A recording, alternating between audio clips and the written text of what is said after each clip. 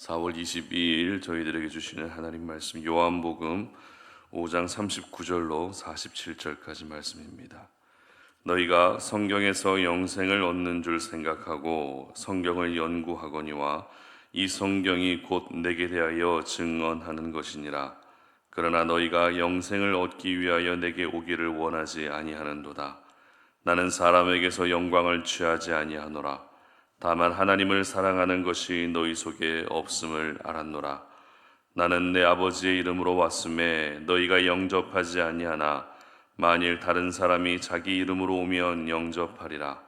너희가 서로 영광을 취하고 유일하신 하나님께로부터 오는 영광은 구하지 아니하니 어찌 나를 믿을 수 있느냐? 내가 너희를 아버지께 고발할까 생각하지 말라. 너희를 고발하는 이가 있으니 곧 너희가 바라는 자 모세니라. 모세를 믿었더라면 또 나를 믿었으리니 이는 그가 내게 대하여 기록하였음이라. 그러나 그의 글도 믿지 아니하거든 어찌 내 말을 믿겠느냐 하시니라. 아멘. 하나님이 원하시는 방식의 믿음이 진짜 믿음입니다 라는 제목으로 오늘 말씀 전합니다. 우리가 살아가면서 어떤 일에 대한 열심을 내며 사는 것은 참 중요합니다. 그러나 그 열심의 모습을 인정받기 위해서는 내가 원하는 열심만 가지고서는 안 됩니다.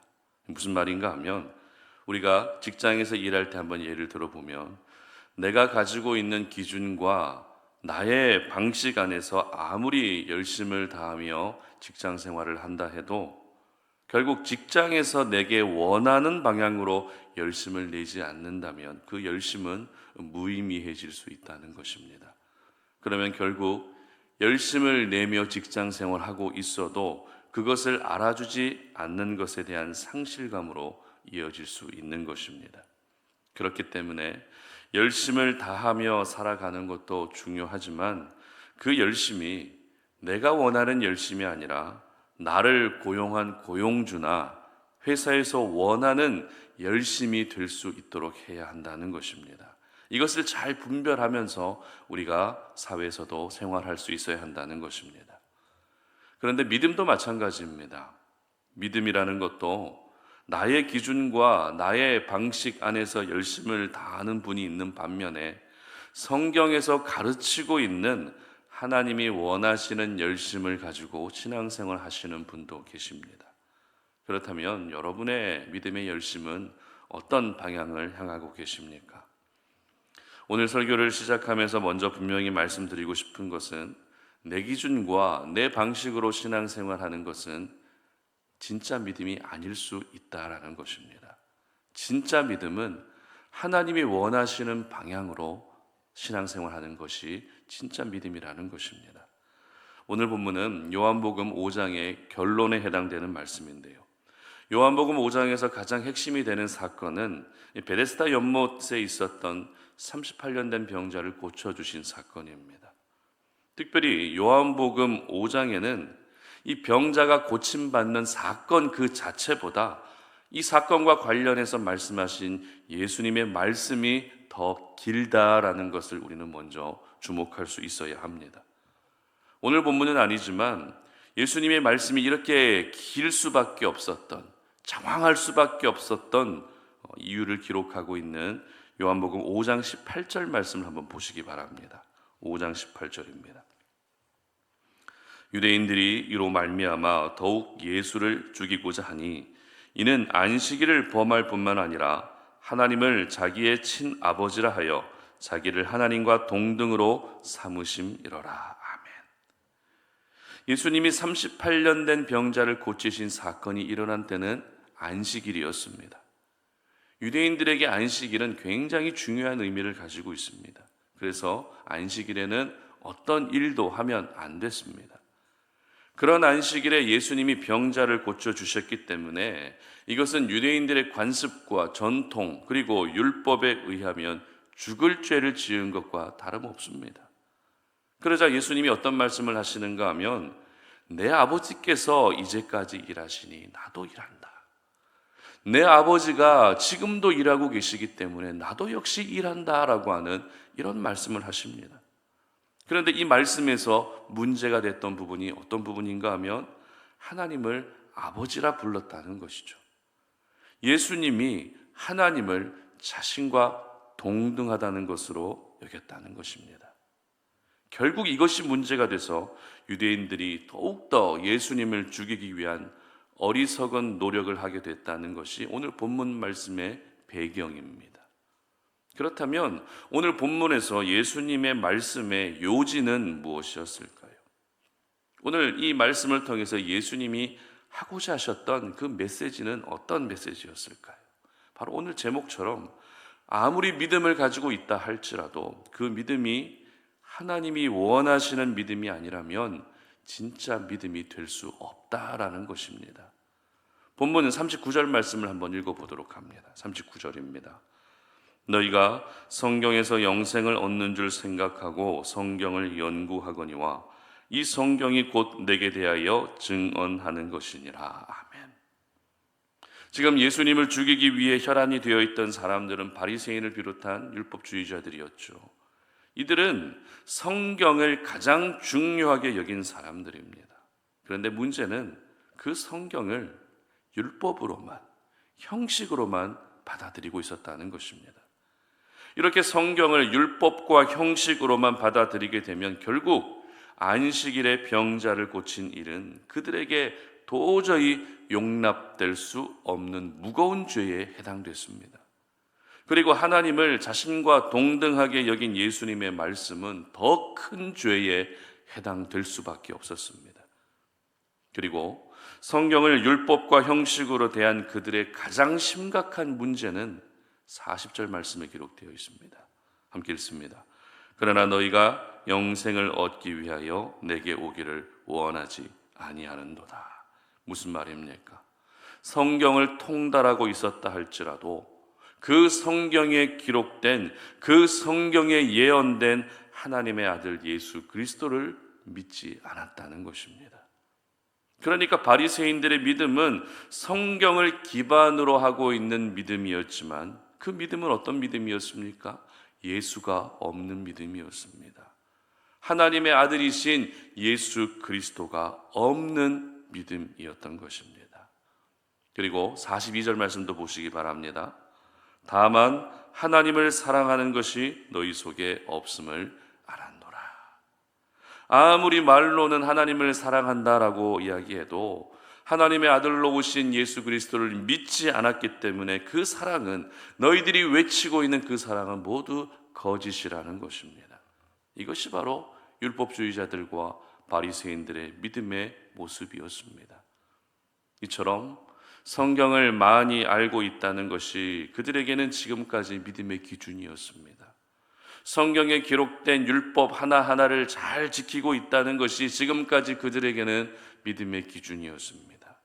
그러나 정작 모든 율법을 완성하기 위해 이 땅에 오신 하나님의 아들 예수 그리스도를 믿지 않았기 때문에 그들의 믿음은 하나님이 원하시는 믿음이 될 수 없었던 것입니다. 그래서 예수님은 오늘 본문 47절에서 이렇게 말씀하시죠. 그러나 그의 글도 믿지 아니하거든 어찌 내 말을 믿겠느냐 하시니라. 무슨 말입니까? 성경에서 증언하고 있는 나를 믿지 않았기 때문에 이것은 결국 성경을 믿지 않는 것이라는 충격적인 말씀을 하십니다. 나는 지금까지 성경을 잘 믿었고 성경을 잘 지키며 살아왔다라고 주장했지만 예수님은 그들이 했던 모든 이야기들, 그들이 지금까지 가지고 있었던 모든 가치관들과 생각들이 모두 거짓이라고 하는 충격적인 말씀을 하셨던 것입니다. 오랜 시간 동안 가장 가치 있게 여기고 있었던 성경이었지만 나를 믿지 않는 이상 너희들의 모습은 성경을 믿지 않는 어리석은 모습에 불과하다라고 말씀하신 것이죠.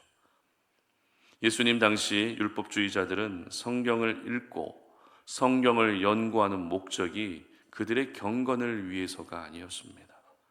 그들이 성경을 읽고 연구했던 목적은 오로지 한 가지 목적, 율법을 지키지 않는 사람들을 비판하고 정죄하기 위해서, 율법을 지키지 않는 한 사람 한 사람을 고발하기 위해서 그렇게 율법을 연구했던 것입니다. 이것은 결코 하나님이 율법을 주신 취지와 목적에 전혀 맞지 않는 것이죠. 하나님이 율법을 주신 이유가 무엇입니까? 그 율법을 통해서 구별된 하나님의 백성으로 살도록 하기 위해서입니다. 그러나 그들은 자신의 경건에는 아무 관심이 없었고 율법을 어기는 사람들을 유대 사회에서 완전히 매장시키기 위한 목적으로 그들은 항상 성경을 가까이 했던 것입니다. 여러분, 분명히 말씀드리지만 성경을 기반으로 하는 믿음은 좋은 것입니다. 우리의 믿음은 언제나 말씀이 기초가 돼야 합니다. 그러나 그 말씀마저도 하나님이 원하시는 방향으로 받아들이지 않는다면 우리의 믿음은 가짜 믿음이 될 수밖에 없는 것입니다. 그러므로 오늘 이 아침에 나는 과연 내 기준과 내 방식으로 믿음 생활하고 있는지, 내 기준과 내 방식으로 하나님의 말씀을 받아들이고 있는지, 아니면 하나님이 원하시는 모습으로 그 말씀을 받아들이고 믿고 있는지, 우리 자신의 믿음을 또 한번 점검해 볼 수 있어야 하는 것입니다. 성경의 모든 기록은 예수 그리스도를 향하고 있습니다. 성경의 모든 사건은 예수 그리스도를 보여주는 그림자와 같은 사건들입니다. 따라서 우리는 성경을 통해서 예수님을 발견할 수 있어야 됩니다. 그 성경을 통해서 예수님에 대한 믿음이 생겨나야 합니다. 이 말씀을 우리가 읽고 묵상하면서 예수님의 삶을 배우고 또 본받을 수 있어야 하는 것입니다. 이것이 바로 성경이 기초가 된 가장 성경적인 믿음인 것입니다. 성경에서 믿음이라고 하는 단어는 맹신하고 추종하고 이런 의미가 아닙니다. 믿음은 여러 가지 의미가 있는데 신뢰한다, 의지한다, 순종한다, 위탁한다, 신임한다 이런 의미를 가지고 있습니다. 다시 말해서 내가 예수를 믿는다면 예수님을 전적으로 신뢰해야 되고, 내가 예수를 믿는다면 어떤 상황에서도 예수님을 의지해야 되고, 내가 예수님을 믿는다면 삶의 전권을 우리 예수님께 내어드려야 하는 것입니다. 이것이 바로 하나님이 원하시는 진짜 믿음인 것입니다. 그러므로 지금까지 내 기준으로 믿어왔고 내 방식대로 믿어왔던 우리의 모습을 오늘 이 시간 기도하면서 내려놓을 수 있었으면 좋겠습니다. 내가 믿기 편한 방식으로 믿었다고 해서 그것이 하나님의 기쁨이 되는 것이 아닙니다. 하나님이 원하시는 방식으로 믿는 것이 진짜 하나님의 기쁨이 되는 것입니다. 성경을 읽는다고 해서 그것만으로 진짜 믿음이 되는 것이 아니라는 것입니다. 진짜 믿음은 성경 속에 기록된 예수님을 따르고 의지할 때, 성경에 기록된 하나님의 말씀에 순종하며 나아갈 때 그것이 진짜 믿음이 되는 것입니다. 바라기는 우리 송타 노리는 모든 가족들은 믿음의 열심의 모습이 내 기준이 아니라, 내 방식이 아니라 하나님이 원하시는 방식의 믿음이 되셔서 언제나 우리를 보시며 너의 믿음이 진짜다, 네 믿음이 진짜다라고 하는 우리 하나님의 아름다운 칭찬을 들을 수 있는 여러분 되시기를 주님의 이름으로 축복합니다. 함께 기도하겠습니다. 살아계신 하나님, 오늘도 이 아침에 우리가 주의 성전으로 올라와 예배하며 기도합니다. 하나님의 은혜를 구하며 이 하루를 시작합니다. 그러나 하나님, 우리가 이 땅을 살아가면서 하나님이 허락하신 이 고귀한 믿음이 하나님이 원하시는 방향으로 나아가지 못하고 내가 원하는 방향으로, 내가 믿기 편한 방식으로, 내 기준과 방식으로 그렇게 믿을 때가 종종 있습니다. 우리의 연약함들을 오늘 이 아침에 내려놓고 나아가오니 우리의 믿음이 하나님이 인정하시는 진짜 믿음이 될 수 있도록 도와주시옵소서. 성경에 기록된 내용을 읽는 것에 그치는 것이 아니라 성경에 기록된, 성경에 계시된 예수 그리스도를 더욱더 의지하며 삶의 모든 주도권을 주님 앞에 내어드릴 수 있는 하나님의 사람들 되게 하여 주시옵소서. 감사드리며 예수님의 이름으로 기도드립니다. 아멘.